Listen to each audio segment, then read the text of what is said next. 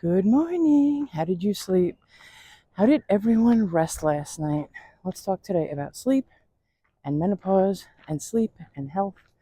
We are always talking about walking for wellness, walking for weight loss, and trying to be our best selves during and after menopause. And one of the things that we really need to focus on is how well do we sleep?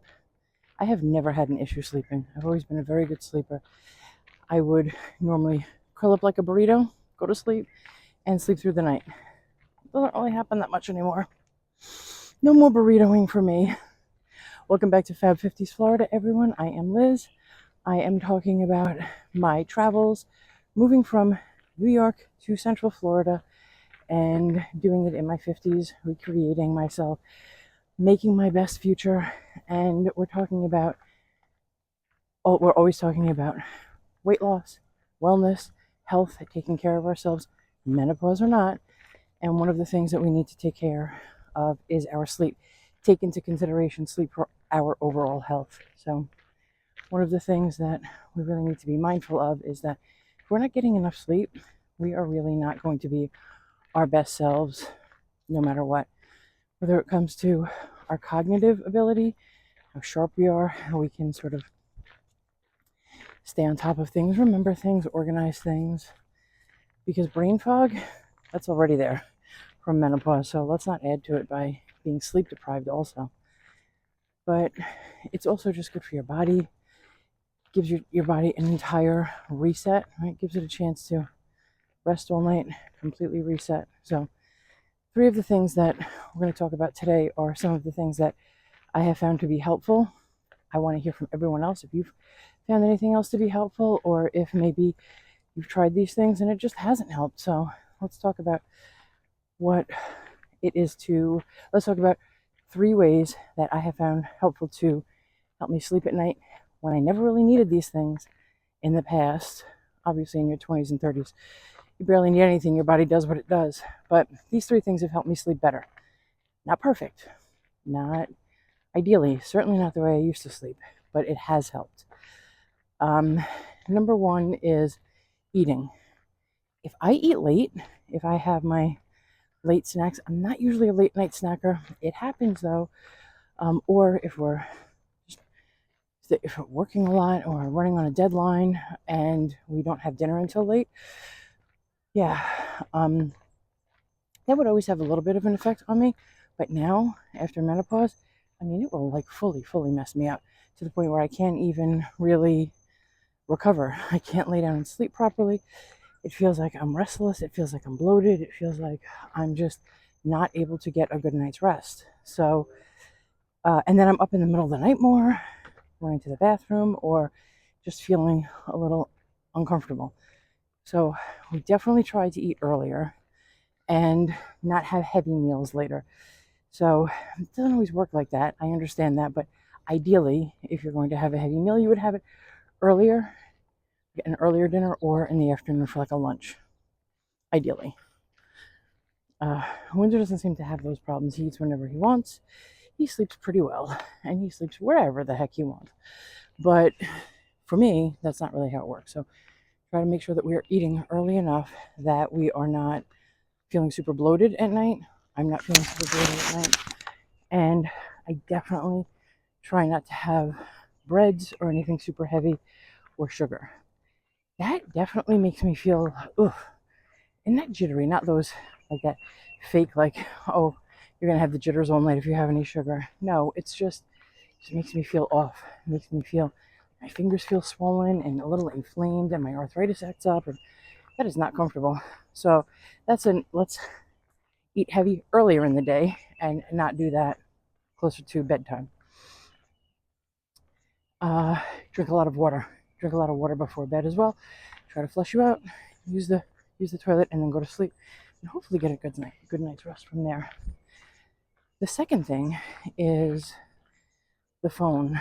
That never used to be a problem, and I'm not talking about because it was I didn't hit menopause. The phone was not a thing, right?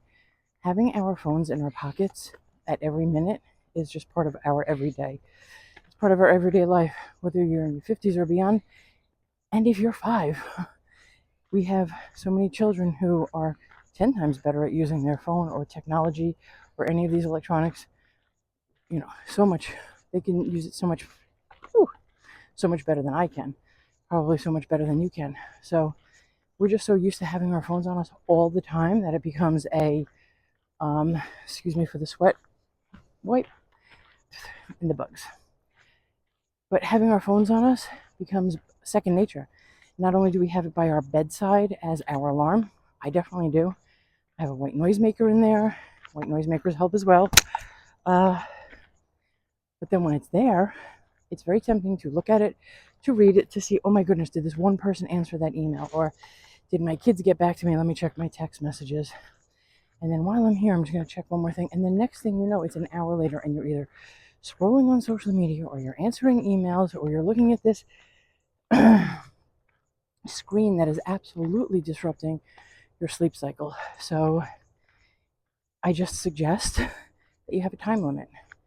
And I have done this for the most part. I'm not going to say that I'm perfect at it. But once I'm in bed, my phone is on silent. So if there's an emergency in the middle of the night, I'll find out in the morning. That's just the truth. So it's on my nightstand. It's on silent. I have my alarm on and I have my white noise maker on, even though I've recently gotten a separate white noise maker, so I'm not really using it on my phone anymore. But either way, that's it. Then I turn it upside down and I don't look at it until the morning. That's not how it always works, but we try. We do our best. I challenge everyone here, if keeping your phone by your bedside is something that you need, then maybe you just challenge yourself to turn it off at a certain time, that you don't use it after a certain time, that maybe if you don't need it by your bedside, put it in another room and then have your alarm, and when you wake up, your phone is there. Think about how many times that you've needed your phone by your bedside for an emergency. Very few. So if there's an emergency, trust me, you will have your phone accessible in the morning. You will see it. I just challenge you to pick a time. 7 o'clock, 8 o'clock, 10 o'clock, bedtime, whatever time it is, take your phone and put it somewhere where you cannot access it. You really will sleep better.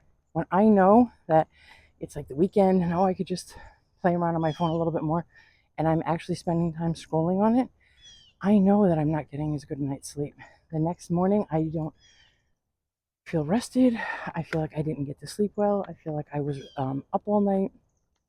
And honestly, even if I wasn't, it just throws off my sleeping rhythm. So I'm sure that's going to do the same for you. Challenge yourself. Put your phone to the side and just leave it. Leave it there. And finally, meditation. There are so many great meditation apps out there that you can use for free that are very low cost. And when you meditate at night, it really is tremendously helpful. Making sure my mic is still on. And it takes a while to get good at meditation. I've never been particularly great at it, but I've been doing it now since I moved here. So maybe about 2.5 years now. I love it. I absolutely love it. You can do it for a minute. You can do it for 2 minutes, 10 minutes.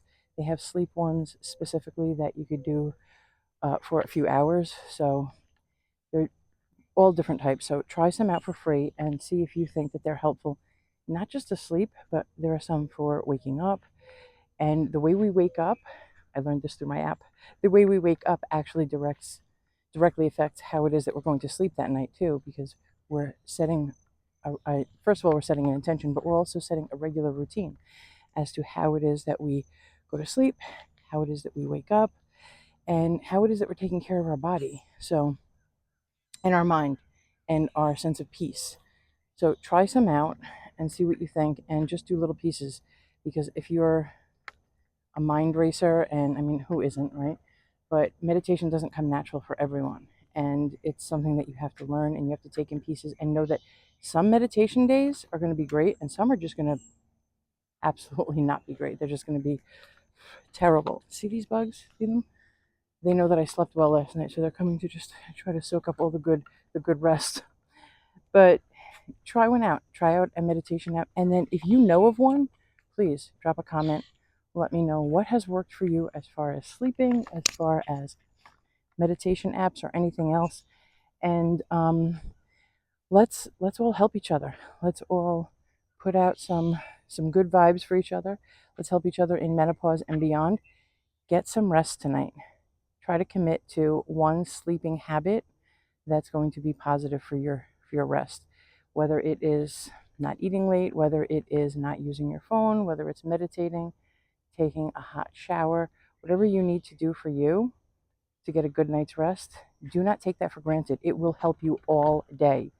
And if you get enough rest and you have a great sleep, you can wake up and enjoy beautiful sunrises and feel invigorated for the next day. So thank you so much, everyone, for joining me again today on Fab 50s Florida. We talked about sleep. We talked about menopause. We stopped because my camera didn't work. Thank you, technology, but we're back. And please join the community. Let's all help each other.